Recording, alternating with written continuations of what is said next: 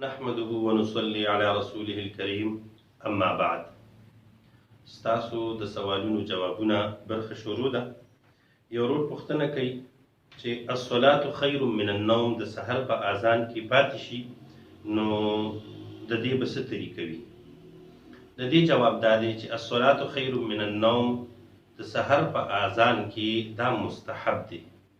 که دا چا نه پاتې شي او هم هغه وخت کې د خیال راغللو چې مان الصلاه خیر من النوم پاتې شو نو دی الصلاه خیر من النوم وایي او ورسره دی بیا الله اکبر لا اله الا الله هم وایي.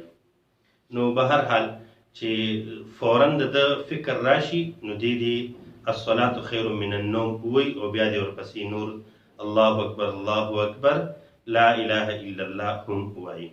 او که وروسته ورته خیال راغللو وخت ډیر تیر شوي نو بیا د اذان دوباره کولو ضرورت نشته دی. دویمه پوښتنه ده چې امام به امین وایي او که نه به وایي؟ نو جواب دا دی چې امام به هم امین وایي او مقتدیان به هم امین به وایي. دریم سوال دی چې امام به سمع الله لمن حمده نه بعد ربنا لك الحمد دا به وایي او که به نه وایي؟ نو جواب دا دی چې دواړه قول راغلي دي.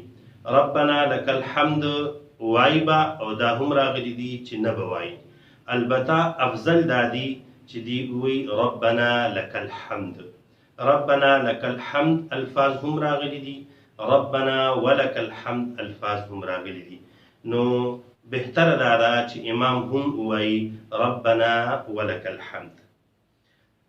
څلورم سوال دی چې کم کس نه رکات تلی وي نو دی به subhana kallahumm به وایي او که به نه وایي؟ نو جواب دا دی چې کم یو کس نه رکات تلی وي یا بالفرض د رکات په منځ کې راغلو نو یاد ساتئ که دا د پټي مونځ وي سري مونځ وي نو دی به subhanaka اللهم وبحمدک دی به ووایي، ثنا به دی وایي، بیا به خاموشه شي.